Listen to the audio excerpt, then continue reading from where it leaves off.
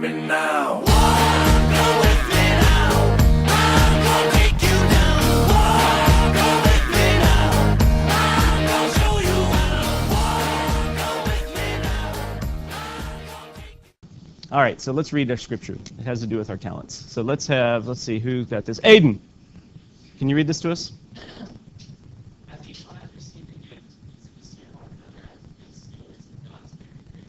There you go. So see, that video we watched is exactly what that said, right?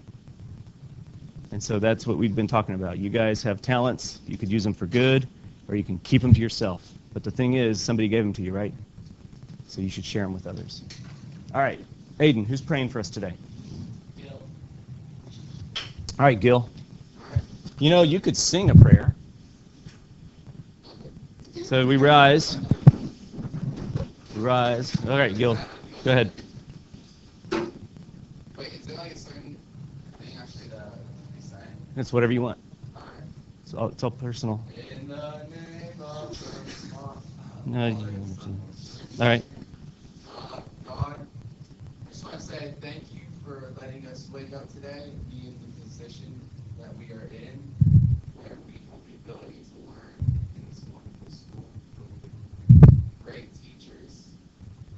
I want to ask that you remind us that we are blessed every day.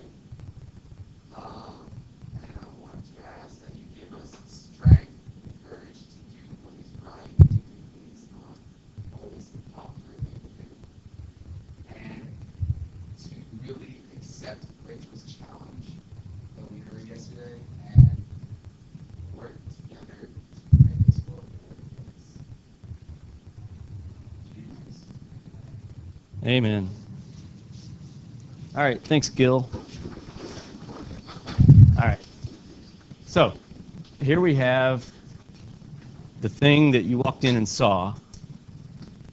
Now, hold on a second. Let's see. It was Kelly. You read chapters 1 and 2, didn't you? You said that was the assignment that you did. Did you see anything that looked like that when you were looking at the pictures? Sometimes, hey, by the way, sometimes in an econ book, the pictures are really important. So you could actually skip some of the reading and just look at the pictures. All right, so did you see this picture or something similar to it? Yeah. So in like the last class, we learned that in economics we use these models to help explain things. So this simplifies something. We could write like a 5-page paper explaining this if we wanted to. But this picture tells it all. Can you describe it? Or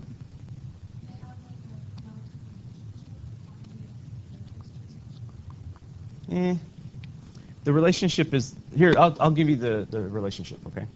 First of all, this says PPC. That stands for, I'll help you, production, possibilities, and then the C, curve. Okay. So it's production possibility curve. If you have the title, and now you kind of look at it, and you see that the label here says quantity of chicken heads, quantity of goat oysters, and it has numbers on it. Now can you describe it even better, now that you kind of know what it is?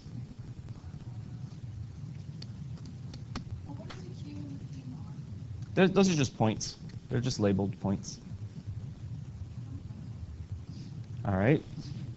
Well, you mentioned a relationship. I'll tell you what the relationship is. The relationship is that in Kazakhstan, they have enough resources to produce this stuff. Okay? So, okay, how many chicken heads can Kazakhstan produce if they use all their resources? Can you read that? All right, good, see?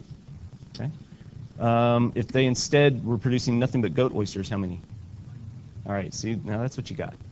Now, do you think, if they use all their resources, they can produce 40 of these and 23 of these? No. Remember we learned about decisions, and you have to make choices because things are scarce? Okay? Their resources are scarce. That means that they can't do this and this.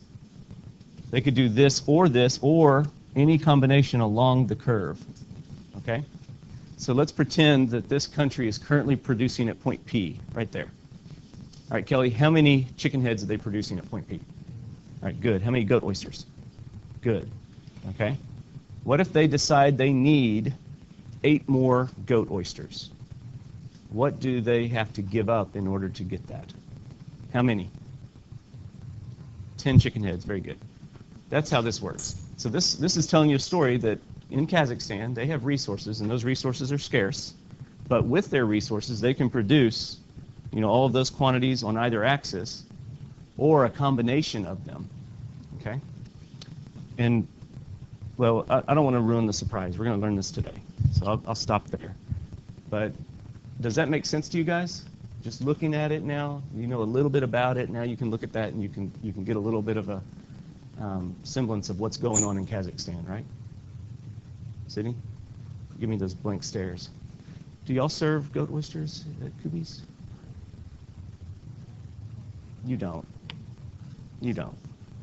Definitely not. All right. So today, you guys, we're actually gonna spend most of the class learning about that graph, the production possibility curve. Okay. Next class, I would not be surprised if you're given some sort of a little pop quiz that asks you to draw one. Okay. So when you start doing your homework, some of the homework questions might say, on paper, draw this, then answer the questions. I would draw them because that gives you practice. Okay. Yeah. If it says that, because it gives you good practice, because in this class you have to be able to draw them. Okay. All right, so let's see. We're going to spend most of the time on the PPC, but then also we're reviewing a little bit of what we did last time, because it's, we just want to reinforce it. Kelly, you can read chapter 3 now if you want, but your big homework is the Unit 1, Lesson 2A on the production possibility curve. This one here, don't write 1, 2B down, because I don't think we're going to get to it. Okay? So just the 1, 2A. It'll be the one that's available when you log in. Okay? Any questions before we go? Nope, we're good? All right. Hey, Courtney, have you ever seen this sign? Or one similar to it when you go to the park and stuff?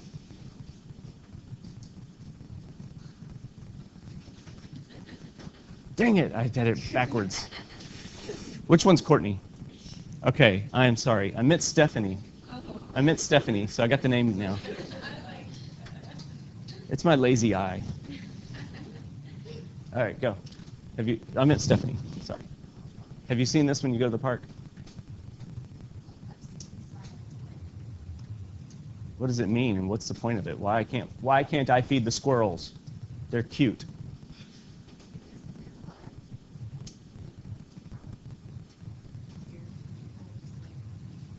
Okay, yeah, they should definitely fear people, because you never know what kind of person's going to come up to them, right? But also it's so they can be self-reliant, take care of themselves, right? All right. Well, in economics, we see the similar things in our economy happen. Okay. Do y'all remember that we had a recession a few years back? Y'all heard about it? During a recession, people lose their jobs, right? And when they lose their jobs, in our country, we have. Remember, one of the goals was economic security. So if I were to lose my job, I can collect unemployment benefits. And the standard way it's done is you receive them for 26 weeks, or up to 26 weeks. That's like half a year, right? Okay. So when the recession was really, really bad, though, politicians kept wanting to extend it because people were suffering, right? So they ended up extending them as much as 96 weeks. Now, if you study unemployment and people that have long-term unemployment, you discover that their skills atrophy. What do I mean by that? Courtney! Yeah, it's like, it says it like this. I'll give you an example. Sometimes high school students want to take a couple years off before they go to college. A lot of them never end up going to college. Why? No, it's because they also lose that skill of being a student. Believe it or not, there's actually a skill. It's hard to get yourself back into the mode of studying. So basically what happens here is if you're unemployed for a very, very long time and you have no incentive to take maybe a lower paying job, you end up losing skills that are demanded in the workplace because technologies change, all kinds of things like that happen. And so that's, one of those debates. Remember policymakers, they disagree on things. So some of them wanted to help people by giving them benefits. Others wanted to help people by not allowing them to lose skills. And so you'll see that in the news a lot. You'll see two sides of it. And so it's important to look at both sides. All right, moving on. So remember, we're in economics, the big problem we're trying to solve is scarcity.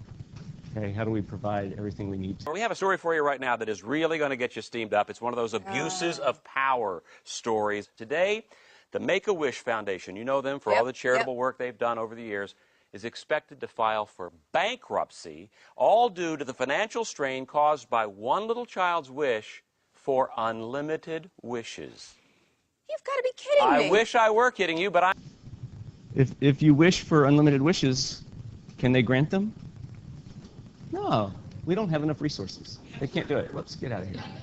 No! Come on, Gaby. No, it didn't really happen. That's fake news. All right, so scarcity means there's not enough.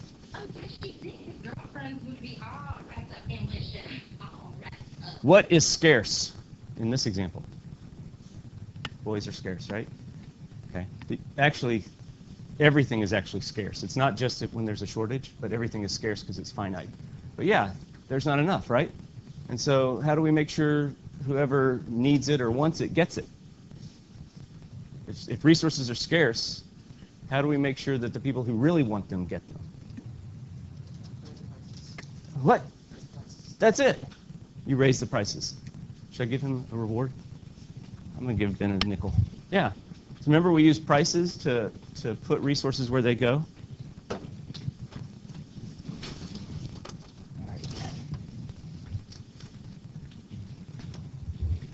Oh, you got an old school one. That's old school. All right. So this is why we want stuff, okay? Or this is like an example of stuff that we want, right? Everybody wants a whole lot of things. Remember when you were a little kid and you made a Christmas list? How long was it? It wasn't long for you? Oh, okay.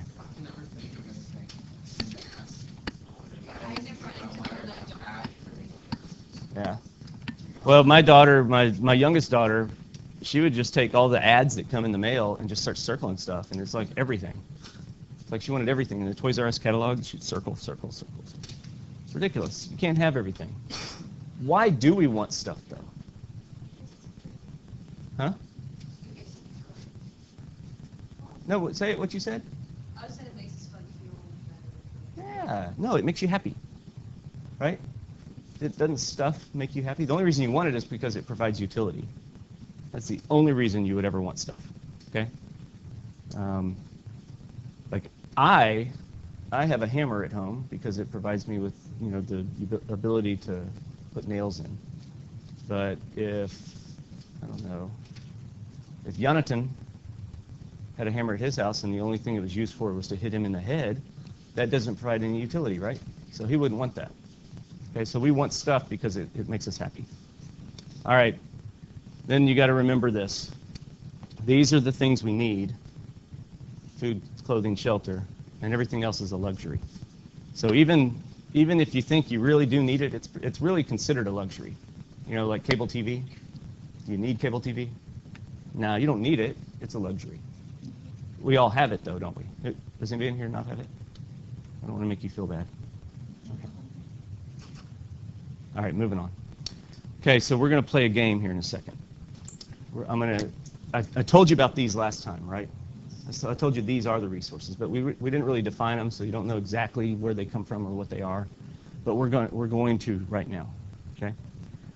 So who is going to play the game? Gaby, pick somebody.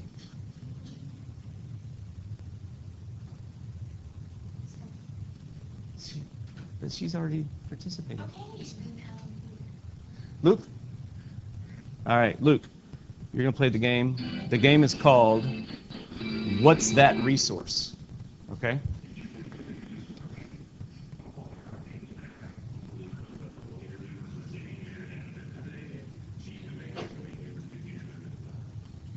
I'm not going. This is you can't really hear right here.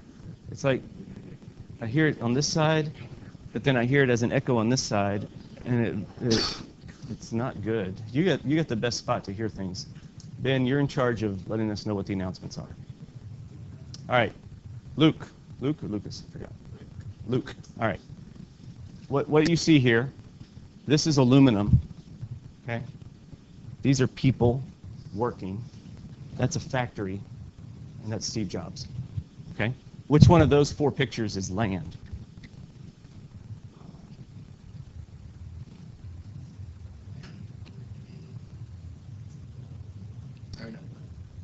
Wait a minute. Let's ask Kelly read. You read about resources. Was he right the first time or the second time about land? He said land is either the aluminum or factory. What do you think?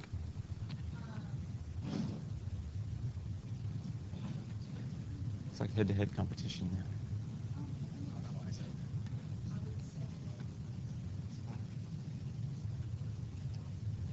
there. Really? Aluminum? What do you think? No. Benjamin? No, you guys, y'all got yourself psyched out too much. Yeah, you got yourself psyched out. Land is a broad category of things that come from the earth. That's all it is. Okay? You'll never forget that again, will you? Because it comes from the earth. Aluminum comes from the earth. What about the people? Their labor, okay. So which one is capital then? That's the factory. Remember, well, Kelly's probably the only one that would know this because she read. But the other day I told you that investment equals tools, right? But then when she was reading, she discovered that capital is exactly those tools. Okay? So capital would be the tools. Okay? Which one's the entrepreneur then? Steve Jobs. All right. So we'll learn about these in more detail, okay? So it'll make more sense for you, okay? So Luke, sorry. Land is anything that comes from the earth. So it's the stuff in the earth, on the earth, outside of the earth even, okay? As long as it's a natural type resource, okay? These would be our gifts of nature, okay? So you got water. In fact, oh, no, Grace, you didn't put any water in your pie, did you? Okay, I was going to say you would need that. But you know what the buttermilk is? Is it land, or is it labor, or is it capital? It is land, because it comes from cows, okay?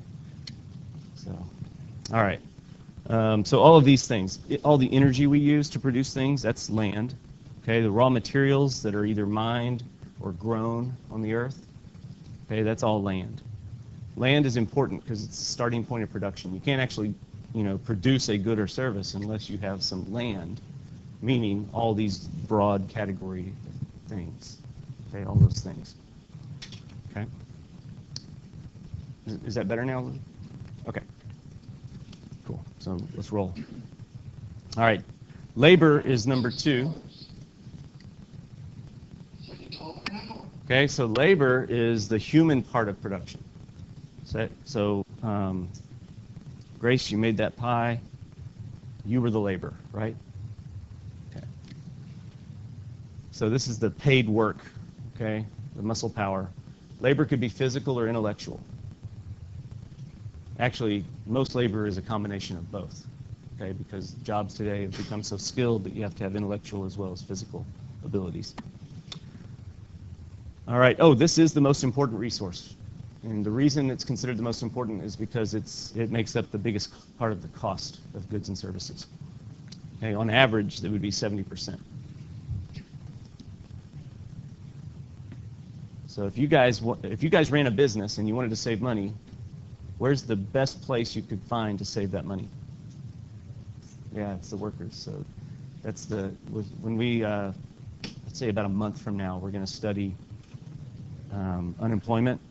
And you're going to discover that sometimes it's not necessarily a bad thing when people's jobs are taken away. Okay. All right, next we have capital resources. Okay. So this goes, Luke, this is the factory, okay? Because capital is all the man-made inputs to production. So it's the tools we use, It's the buildings that we make that help us to produce things.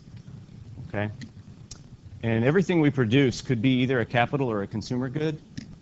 And so capital resources are capital goods. So this is one resource that we can actually produce ourselves. Okay, we can make more of these. So you remember the girl from Santa Cruz? She said we could make stuff, and we could make the machine, and the machine could make stuff for us. Remember that? She was right. She just didn't know how to articulate it. Okay. So capital goods are goods that are produced so that we could then make more stuff. Consumer goods are the stuff that we make for us, okay, for our own consumption that we use. So I've got a lawnmower at home. What is it? Is it a capital good or a consumer good? Okay, what? Steffi, why is it a consumer good? Okay, but what does Gil know about me that you don't? Because he said it's a capital good. So why would he conflict with you so much? No.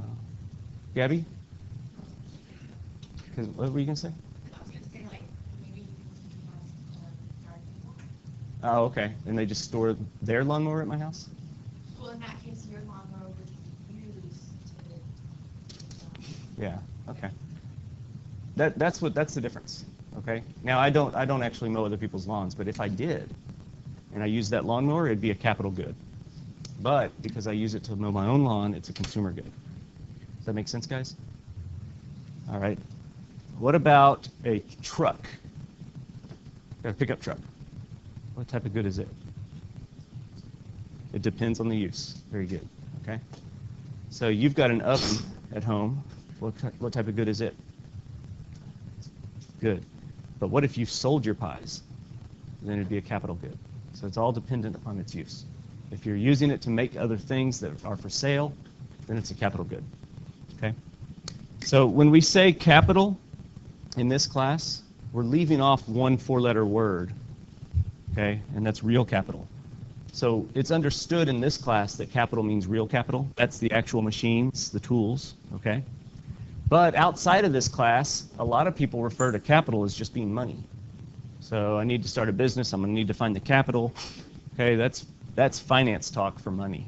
Okay, so in this class, we're going to be speaking about real capital. But if I'm ever talking about money, I'll actually call it financial capital. I'll put the modifier on there so you know what I'm talking about. Okay. So, Jessica, real capital is what? All right, and money is called? All right, good. So we need to make sure we know the difference. All right. The last one is the entrepreneur. Okay, the entrepreneur is just the brains behind the production. It's the individual or group of individuals that come up with the idea to produce something, and they take all those other resources and put them together. Okay. Now, these resources, we have specific payments for them. Okay, we don't just say we're giving money for these resources. We're gonna give them specific, confusing names. So when we buy land resources, we pay rent. Okay, so land is rent. When we buy labor, we pay labor wages. And when we buy capital, we pay it interest. And the entrepreneur is paid profits. So those four terms y'all will have to memorize, okay, in order to make sure you understand it. Okay, so it actually rolls off your tongue pretty good. So land, labor, capital, entrepreneur, rent, wages, interest, profits. Just kind of rolls together pretty good. Do y'all feel okay with this?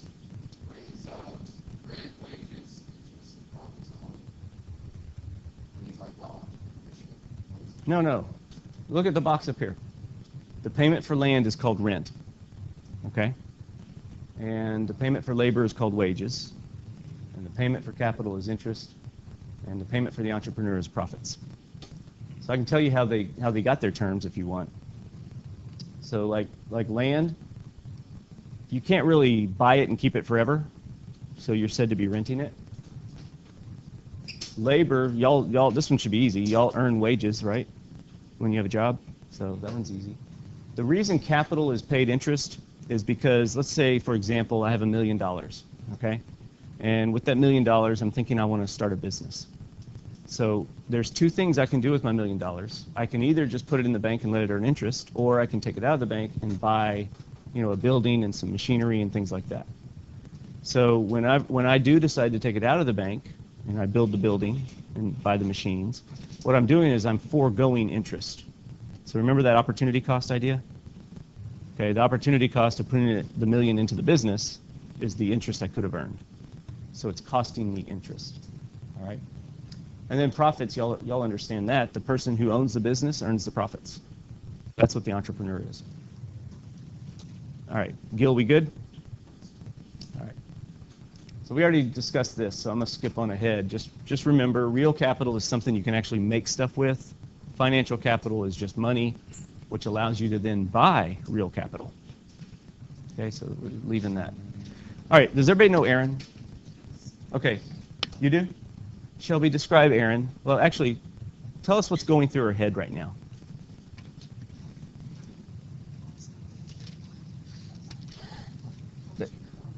Well, they can't hear you. Look, Sydney, she can't even hear you. I'm asking you, what's going through Erin's head right now? Whether she wants Andy or Gaby. All right, good. So that's exactly what she's doing. I mean, they both like her. She doesn't necessarily like them, but she's going to settle on one of them. Which one does she choose? She chooses Andy. So what's her opportunity cost? Gabe. Awesome. Okay. Gabe got very upset.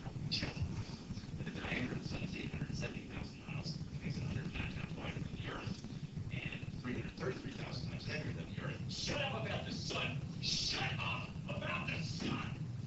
Wow. All right. Here's another example. Because remember, every decision we make has an opportunity cost. But I didn't mention this thing called opportunity benefit. Okay? So we've got this guy making two decisions. Shelby, what's he thinking about?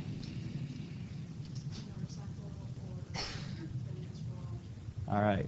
So he's got $10,000. He's going to either do the 401k or the motorcycle. Which one did he do based on the labels you see up there? Yeah. How did you know? Right. All right, good. So she said the reason she knows he didn't pick this is because it's labeled opportunity cost. So the thing you do choose is your opportunity benefit. The two things that you're deciding between are your opportunity set. Okay? Why can't we just say it cost him $10,000? Aiden, what do you think?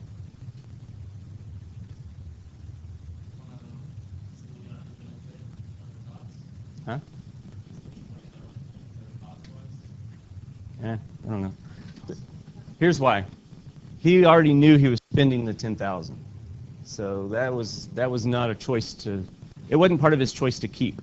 Okay? If he had three things he could do, keep the money, buy a motorcycle, or put it in his retirement account, he has to pick his two best choices, and then the thing he didn't choose would be his opportunity cost. All right, Gil. The two things he's choosing between. Okay? So opportunity set is the two things you're choosing between. So just like this morning, your opportunity set was sleep more, go to school. So no, you chose to come to school. Okay? And we only do what's in our best interest, so that's why you're here. What'd you choose? Opportunity benefit is the thing you choose. So you got scarcity, choices, opportunity cost. All right. Has everybody driven on this? Okay. Do you know what it cost? It didn't cost $261 million. It cost land, labor, capital, and entrepreneurial ability that couldn't do something else. Okay? When all the resources were poured into this, that means other things couldn't be done with those resources at the same time. So the opportunity cost is what I really meant. Yeah, it cost $261 million.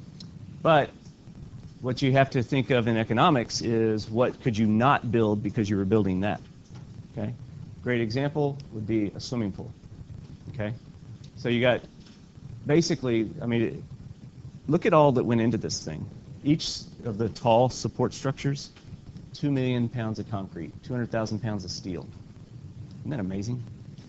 That's a lot of stuff. So if all that steel and all that concrete went into one of those, you couldn't use it for building something else. So why did we build this and not a swimming pool? Yeah, we decided as a society that this was more important at that time. Okay? So we weigh our marginal benefits against our marginal costs. Okay? So it could very well be that gaining that interchange and the reduction of traffic that it helped with was expected to be better than a new swimming pool. Okay? So we weigh that. Now that we have that, would it make sense to build another one of those a mile away? Okay? So now the next time we make the decision, maybe we would build a swimming pool instead of the highway. So it just depends on what you need at that moment. Okay? So we always weigh our benefits against our costs. All right? So going back to Andy and Gabe. She gave up Gabe because she decided Andy was, on balance, better, right? All right, so let's move on. Let's start looking at graphs.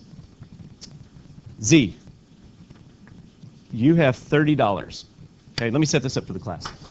Okay, so far we've got this kind of ambiguous thing about all these resources, right? And so we have to kind of wrap our brain around the fact that everything's made from land, labor, capital, and entrepreneurs, right? But to make it more concrete for this moment, we're going to let Z consider his resource to just be $30. Okay, so his $30 is going to represent land, labor, what's the other one? Capital and entrepreneurs. Okay, so Z, you got $30. You can buy hamburgers or pizzas. How many hamburgers can you buy with your $30? All right, how many pizzas? All right, can you buy 30 hamburgers and 10 pizzas? Why not? Yeah, then you don't have enough resources, right? So you have to decide what you want. So let's go back for a second. What I've done, I've taken the liberty of making all of your decisions for you, okay? Or you have calculated that you can buy all of these combinations if you wanted to, okay? So let me back up for a second. The $30 resource that you have disintegrates at the end of every day. So every day you have to spend all $30 or else it's wasted, okay?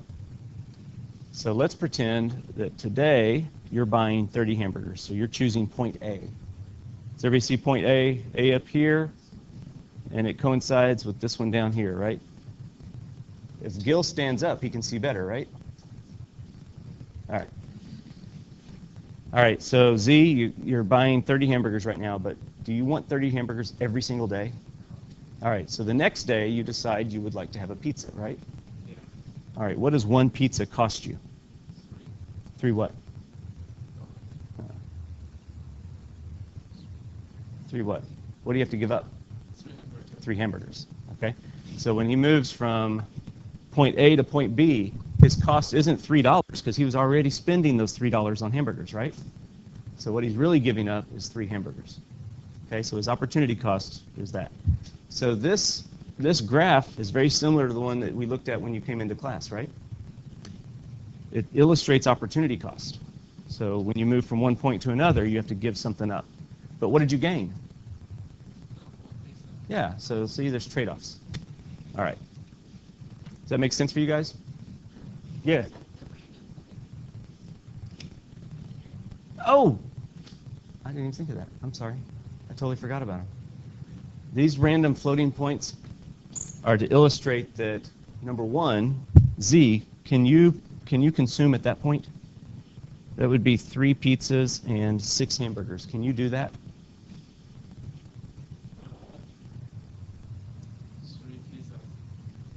3.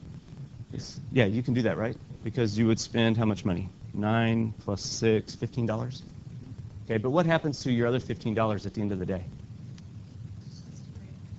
Huh? Disintegrates. So you answer your own question real quick. Does Z want to consume at this point? Why not? Yeah, he didn't use all his resources. They're wasted. He can't save them for the next day. So they're wasted. Now, Z, can you have 8 pizzas and 15 hamburgers? Why not? Yeah, it's outside of the curve, so you can't have that much. So those 2 points were there to illustrate that efficient use of resources will be production along this curve. This would be inefficient, and he can't get here unless what happens? He needs more money, right? Right. I'm glad you asked that question. So you've kept me on track. Did it get you right here? Oh my gosh. If I had like airplanes. Okay, are you okay?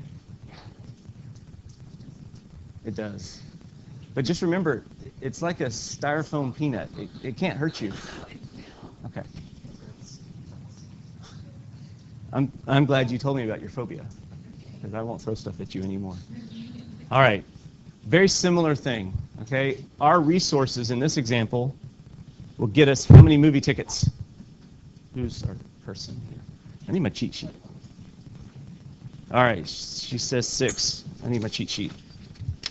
I don't remember names. All right. Or how many T-shirts? 3. Very good. Very good. So let's see, who have I not picked on today? Jonathan, I haven't picked on you. You ready? All right, Jonathan decides he's going to go to the movie. He invites 5 of his friends. Is that possible for him to do? All right, good. Huh? All right, good. So he can do that. When he gets to the movie theater, he notices that his friend Aiden doesn't have a T-shirt. Okay? And there's a sign on the window that says no shoes, no shirt, no service. Okay? So he wants Aiden to go to the movie, though. So what's he going to do? Huh? There you go. He's got to say goodbye to one of his friends, right? Okay. No, wait a minute. Just one of your friends?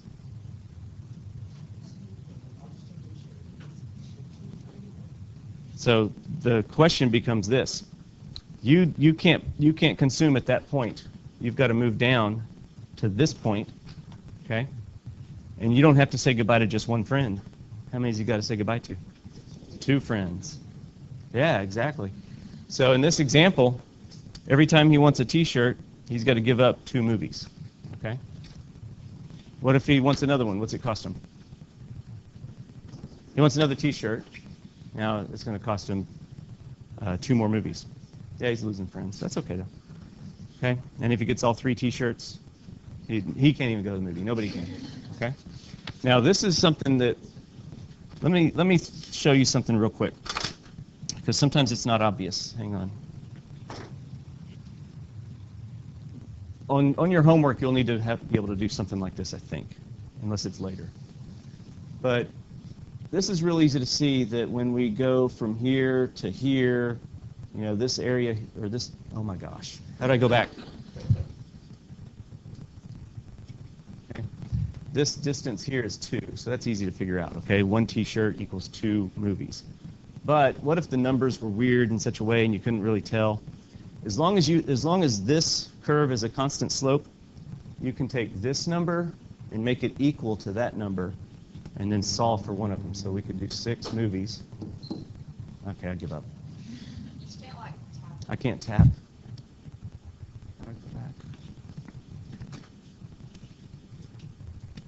Okay, 6 movies, I can't tap, equals 3 T-shirts. Okay?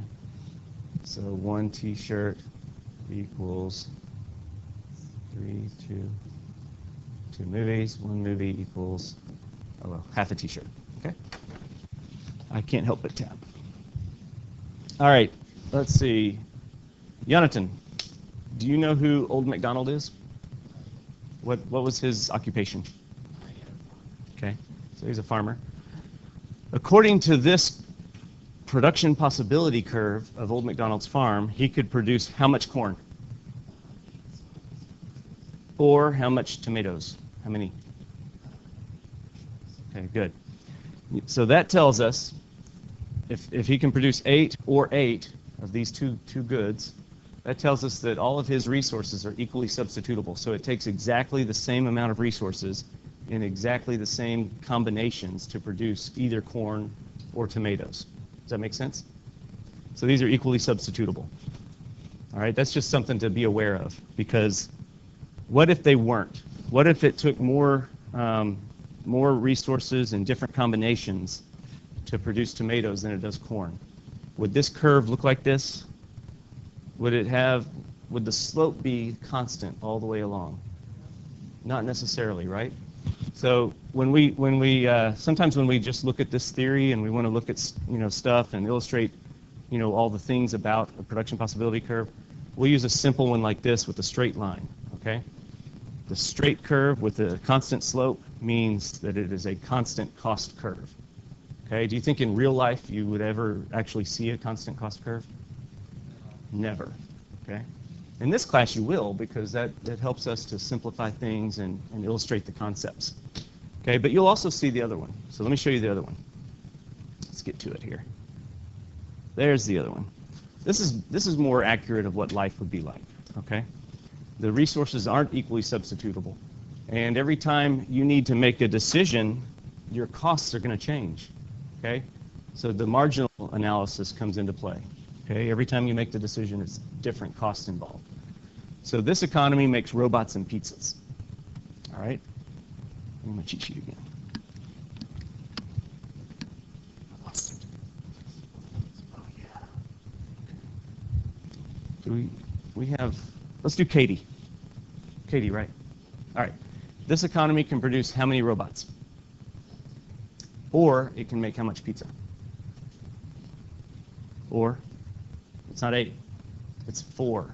Okay, you got to go where the curve is so it can produce that much. Okay, so right now, Katie, they're making nothing but robots, but the people are hungry. So if this economy produces 1 pizza, what does it cost them? Good. How did you know that? Okay, so basically what it means is they're moving from point A to point B, right? And when they move to point B, what do they gain? And then they lose. So that's how she did it. Does that make sense, guys? Okay.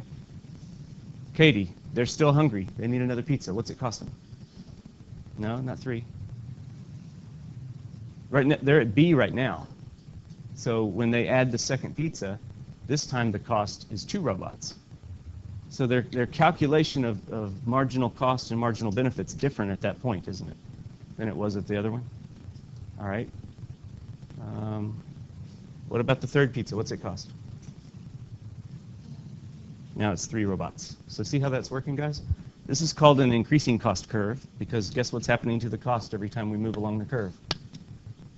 It goes up. Okay? Why? Well, think of it this way. You mean why in reality, or why do I know that? Okay. So here's what happens. Let's say that when they put all their resources into robots, they need like a set amount of factories to make those robots, right? And they don't have any pizza shops. When they decide to make that first pizza shop, maybe all it takes is them to close down, one factory line to build the pizza place, and it's no big deal. But let's say that second pizza actually requires them to build a whole nother pizza restaurant and maybe some more ovens. And so it's just a different combination of resources required for that second one than it is for the first one. It's like if you have well, I don't know how to explain it. If she's making pies, okay, if she made 10 buttermilk pies, it uses all the same ingredients, right? So she could actually, mix it up in one big bowl, right, and do that. But then, if she needed to add 1 blueberry pie, does that change everything? She has to get a second bowl, right? Just because you can't use the other one. So you need a whole other bowl. So that 1 blueberry pie ends up costing a lot more than each of the buttermilk pies because of the scales, okay, the economy of scales. So that's why that happens. Okay, so anyway, we move on.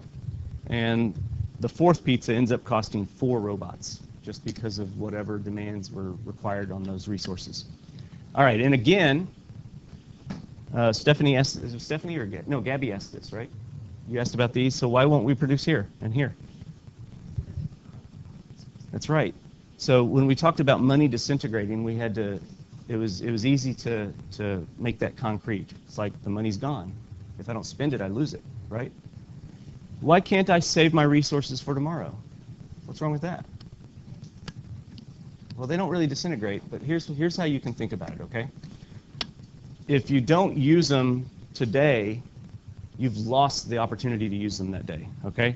It's not like if I decide I'm going to take the week off, I can't just work an extra 40 hours next week to make up for it, can I? That time is lost.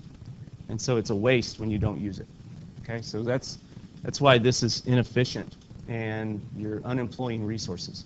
So when our economy's in a recession, this would be where we're working, okay? We're not using all our resources, and therefore we're not producing as much as we could. So what about this one? Point F? It's impossible right now. But what if we had more resources? And you could do it. Or what if, hey, I got an idea. What if we produce right here for a year at B? So we're all on a diet, maybe we don't eat as much pizza, but we have a whole lot of robots. And then the next year we can use those robots to do what? They can make our pizza, okay? And they can make more robots. So we can actually invest in capital as an economy, right? And if we're producing more capital, then we can actually get out to F later on, okay? Everybody good with that? Kelly, acceptable? Okay. So as a reminder, I already mentioned this, but the curve that has the constant slope is a constant cost curve. So this one that's straight, okay? The one that is bowed out from the origin is an increasing cost curve. And you could also see a decreasing cost curve. What do you think it looks like? Yeah, it's going to be more, well, it's going to be more shaped like this, okay? I could draw it, okay? Increasing cost curve would look like that. I mean, decreasing cost, okay? All right. By the way, they're called those things because of the slope, okay? It's the slope that gives you the cost. Okay, so 4 assumptions for our PPC model. So do you guys remember I talked about ceteris paribus last time? It means all other variables are held constant, okay? So that's a lot of this, okay? We're going to assume that resources are fixed.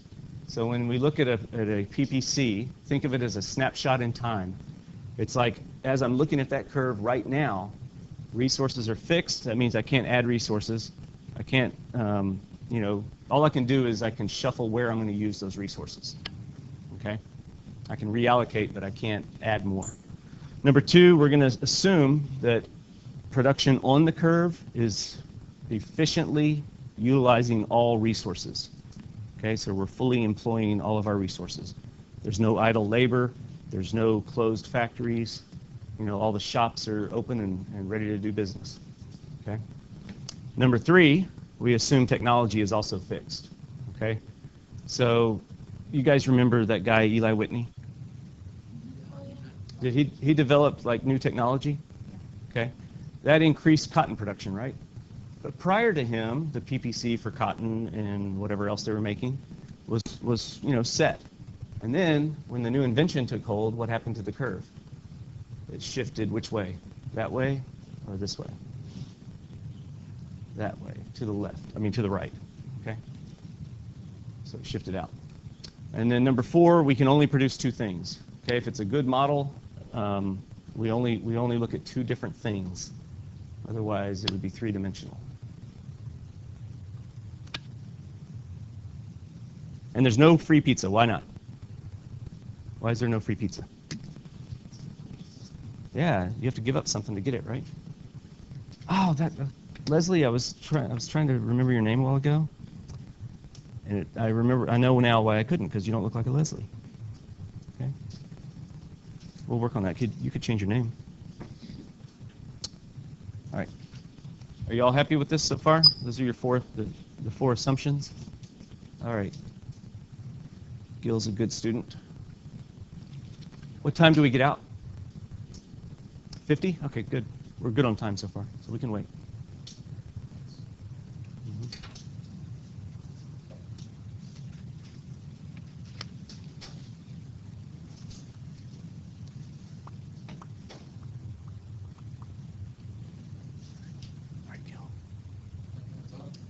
Huh? Why? You don't have to write everything.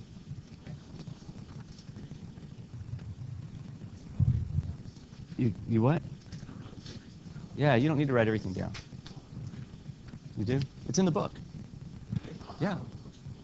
It's in the book. All right. So let's say we do focus on building robots today. What does our graph then look like tomorrow? How do we demonstrate that we have more capability of producing?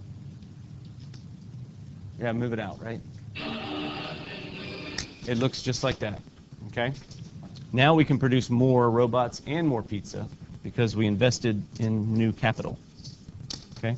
Or we could have new technology, okay? Either one.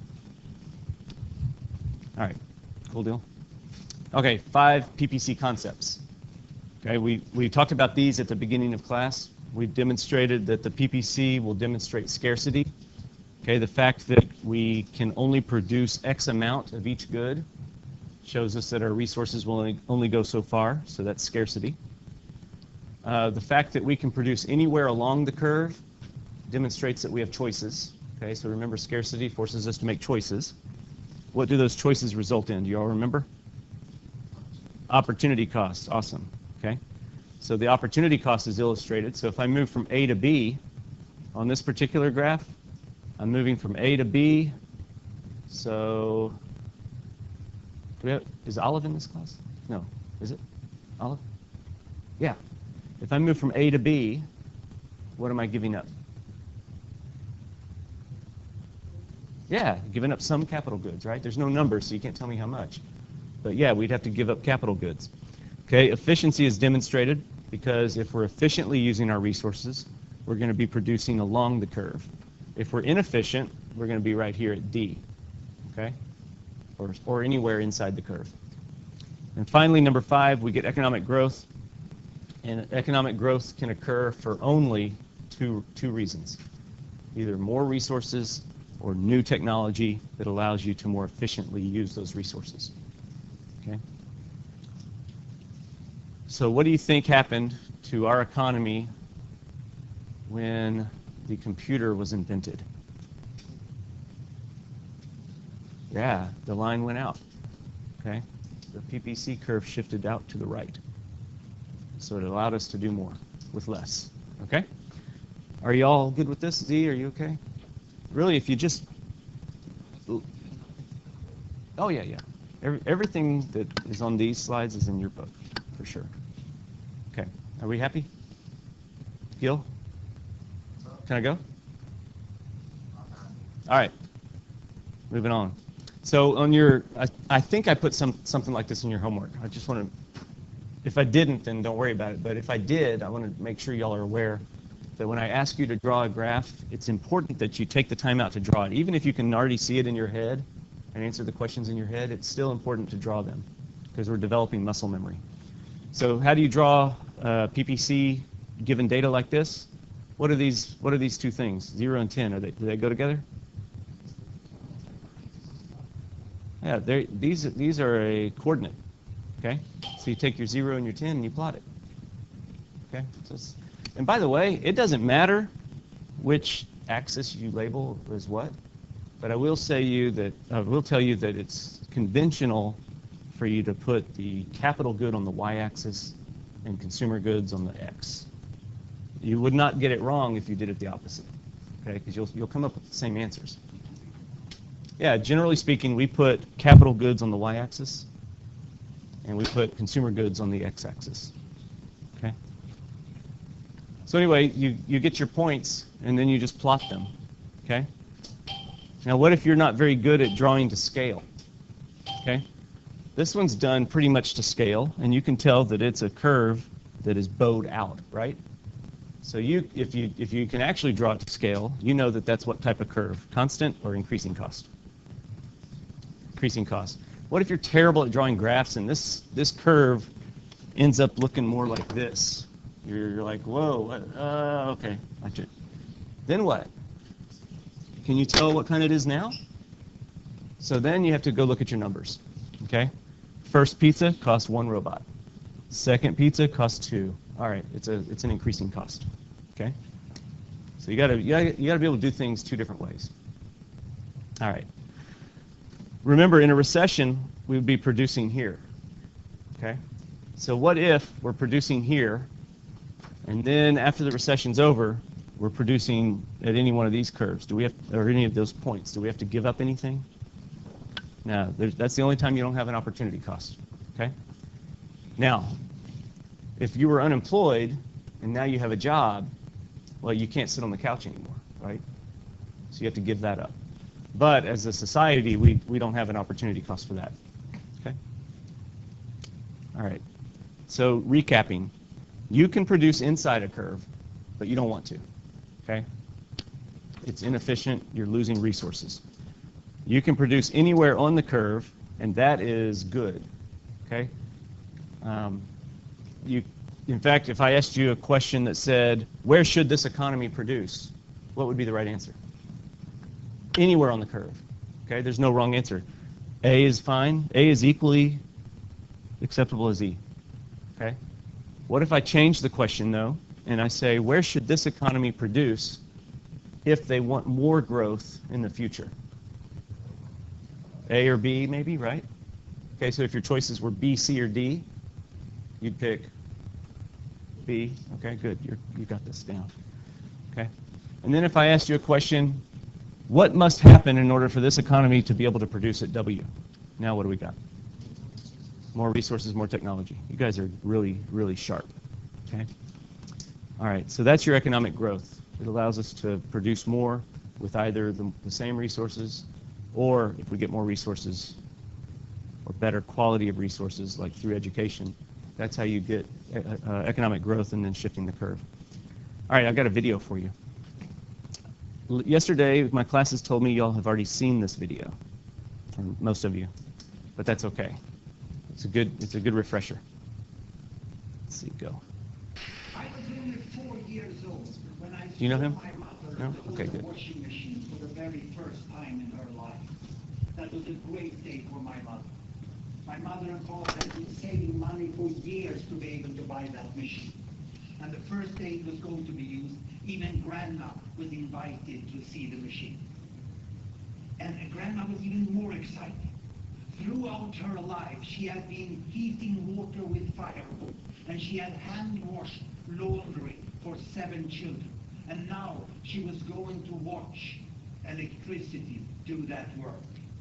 My mother carefully opened the door, and she loaded the laundry into the machine, like this. And then when she closed the door, Grandma said, no, let me push the button. And Grandma pushed the button, and she said, oh, fantastic, I want to see this, give me a share, I want to see it. And she sat down in front of the machine, and she watched the entire washing program. She was mesmerized. To my grandmother, the washing machine was a miracle.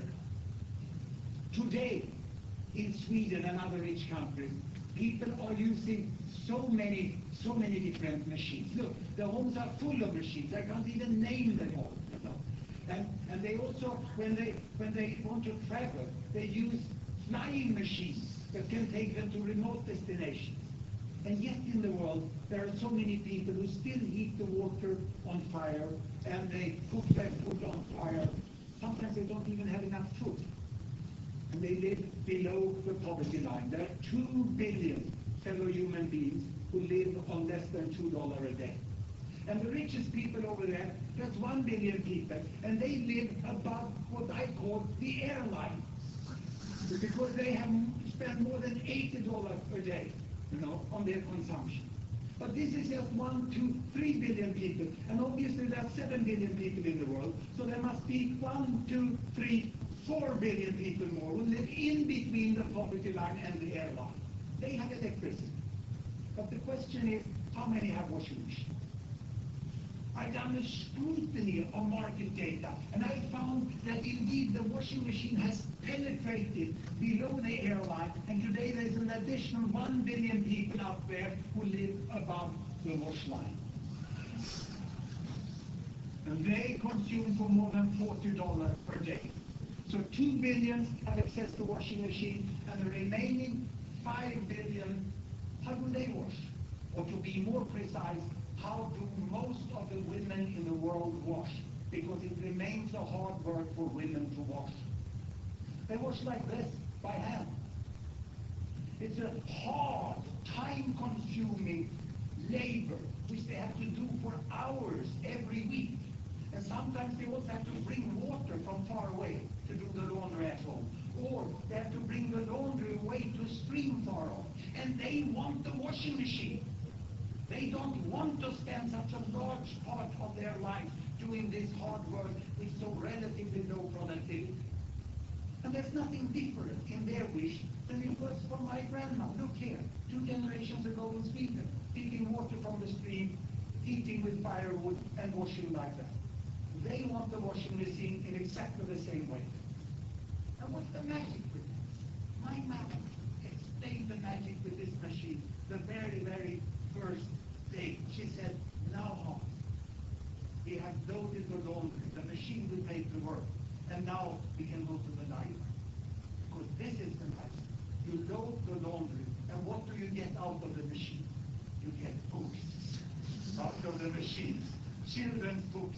And Mother got time to read for me. She loved this. I got the ABC. This is why I started my career as professor, when my mother had time to read for me. And she also got books for herself. She managed to study English and learn that as a foreign language. And she read so many novels, so many different novels here, you know. And we really loved this machine. And what we said, my mother and me, thank you, industrialization. Thank you, steel mill. Thank you, power station. And thank you, chemical processing industry that gave us time to read books. Thank you very much. Hey, he's pretty good. All right. So what would y'all's lives be like if we didn't have washing machines and dishwashers and an oven that you can actually just turn on and cook with, right? What would it be like? It would be really slowed down. Maybe that's not a bad thing necessarily, but in economics class, we're looking at how to improve our standard of living, right? So what would our standard of living be like? Vin. That's right. You'd be washing your clothes like that. Okay? That's why people like me, I brought so many clothes I didn't have to wash. You know? So yeah, I didn't like it. I don't like hand washing. It's terrible. So you remember studying the 1950s last year in US history? The consumer age and all that stuff, all those new labor-saving devices. What did it allow, I guess, housewives to then do? Okay, yeah, and today there's more women in college than men. Okay, what else? So they were able to study, then what? So they could join the workforce. So what does that do to our labor resource? Okay, it goes up. So that's how our PPC will shift to the right with technology, because technology allows us to do more things. And so that's why it's important. It's pretty cool though. So anyway, technological advances, all three of these, you know, more resources or better resources, and then more technology. That's what will shift our curve to the right. Okay. We already talked about this, but let's see who remembers. Let's actually, who in here wasn't paying attention about, I don't know, 8 minutes ago? Raise your hand. It's okay. Shane, were you paying attention? All right, good. So you have these two economies. Which one's going to have more growth a year from now than the other? One on the right. Why? Tell them, because some of them weren't paying attention. Good job. All right. Did y'all hear him? Y'all need him to explain that further, or y'all comfortable with that? Okay, Olive, you're good? Okay. Here is another example from history. So when we went into World War II, we were also in the middle of a depression, right?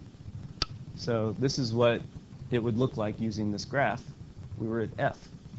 Okay, when the war started, it basically, we borrowed money, but then we started building stuff, and so we shifted from F to whatever this point is on the curve, okay? Look at what happened in the Soviet Union. You may not be aware of this, but communism has zero unemployment, okay? That's during the 20s and 30s, the world was really, really looking at communism. They're like, wow, this is great. Nobody's unemployed. That's the way to do things. But the problem is that sometimes you would be unemployed simply because your job was to watch another guy work, okay? Or like one guy had to dig a hole, the other guy would fill it back up. That's how they kept everybody employed. So when the war started, we just shifted from here to here and employed everybody, and we were stronger. What'd they have to do? Before the war, they're producing civilian goods. Then what happened if they needed more war goods? Yeah, so they had to give up civilian goods. Okay? So they would just shift along their curve and have to give up civilian goods. We would shift a point to the curve, and so that's why we were able to do better than them. All right, so let's skip these. These are review questions. Instead, I want to go to some AP style questions. Okay? And we have time, so this is perfect. Shelby, can you do number 1? So yes. Okay, Stephanie, number 2. Gaby, numero 3. Jessica, 4. Okay? So you guys work on that. The rest of you figure them out on your own so that when Shelby answers, y'all can tell her if she's right or wrong. Okay? All right. Let us know when you're ready, Shelbs.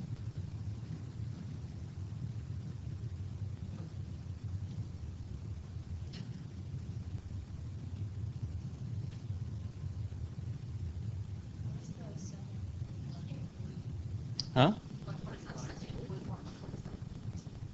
Here? Yeah, less to investment than consumption.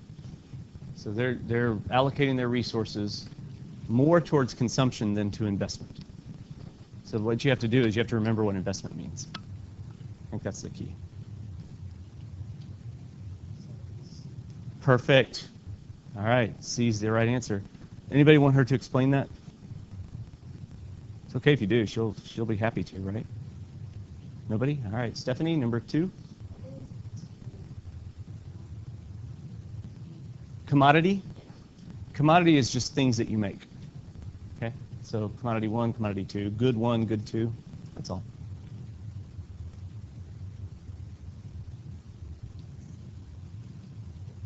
All right, it's an increasing cost curve. Very good, because of the shape. Okay, awesome. Gabster? Is it? Let's see. I haven't even looked at it. All right, it is E. All right. It's not bad, right? Okay. Jessica? I don't think C is right. Let's see. You're moving from B to C. Okay. So when you go from here to here, you gain E to F. All right, you lose HG. All right, opportunity cost. Very good. All right, let's have Aiden and Gil do these two. Aiden, number 5. Gil, number 6. Are y'all too far away? Can you read it? Okay. By the way, number 5 is probably it's probably the one that people miss the most when I do this. So I guess it's the hardest, but it's really not that hard, especially if you kind of think through every answer choice in your head.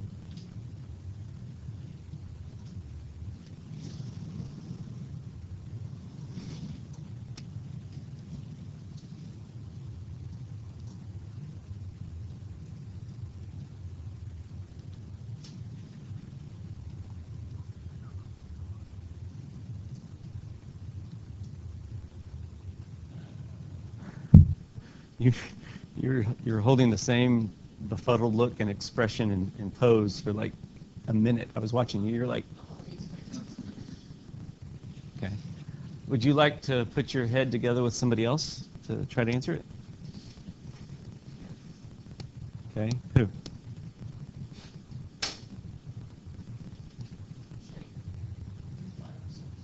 He's 5. He's asking you for help. Oh, I like that. Shane's good. Shane, you could be a teacher.